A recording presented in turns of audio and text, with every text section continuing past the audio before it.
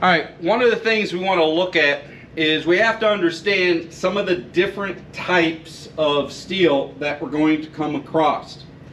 And so there are typically what is considered 4 groups. Group number 1 are typically ferrous metallic materials, and we can see that it breaks down into what's called low, medium, and high carbon steel. Group number 2 moves us into ferrous metallic alloys,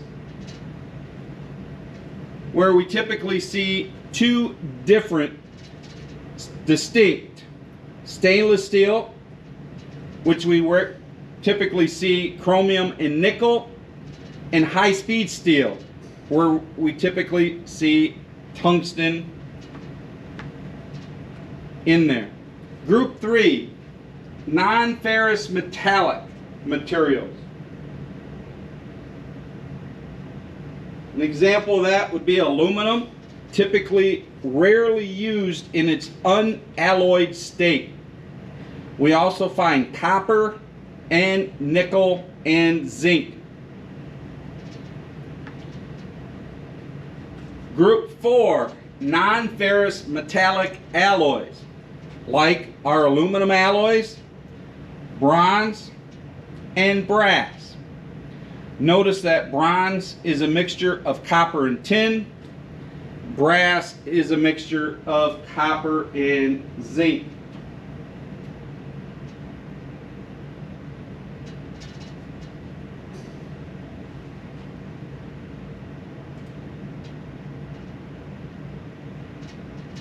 Now, when we think about some of our characteristics of our metals,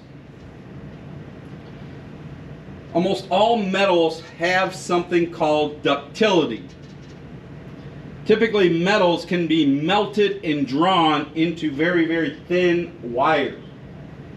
This particular property is known as ductility. Ductility typically follows from malleability. Malleability is one of these other characteristics that we find very important in metals.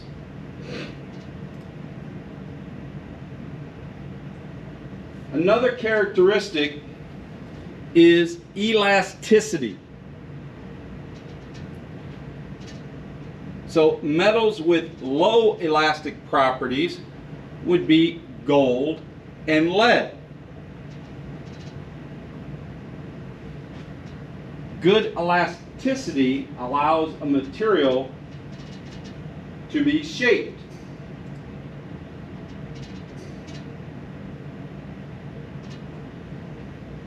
Hardness is a characteristic of solid material. Typically, hardness is one that is very important to the machinist. Most steels will be measured using the Rockwell C scale, which is a testing instrument. We can find other scales.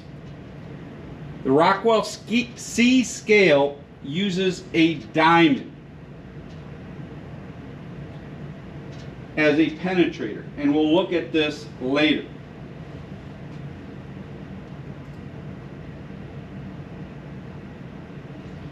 Here we find, again, malleability. Again, metals that can be hammered or beaten into thin sheets, ultimately without breaking. Very important.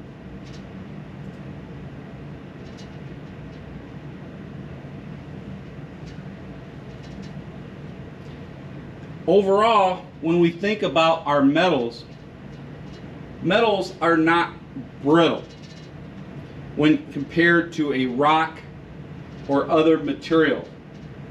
Metals themselves do not break easily Again, because of their metallic bond. However, if a metal becomes hard through heat treatment, that heat treatment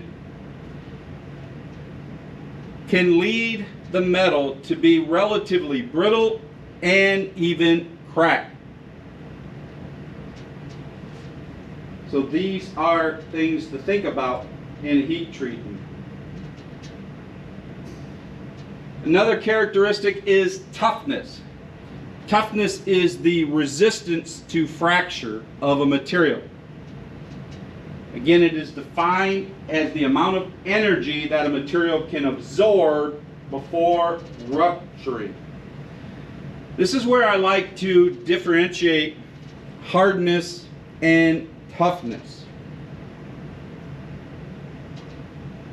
Hardness can be a great characteristic, but if you need, for example, to hide behind something, maybe because a bullet would be shot at you, you would not hide behind something that is hard.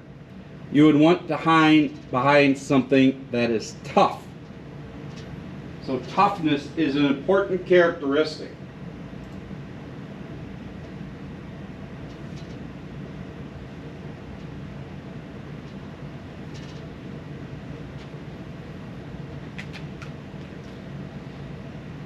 Another characteristic is fatigue.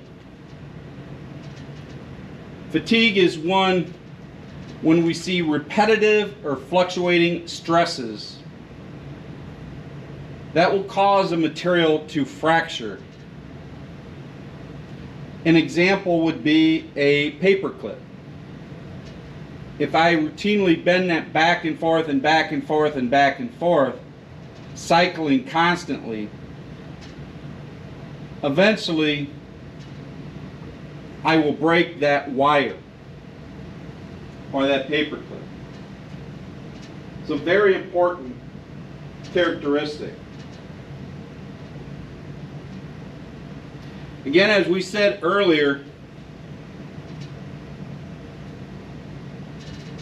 steel in its most basic form is a combination of iron, coal, limestone. Again, it is typically mined in the upper Midwest.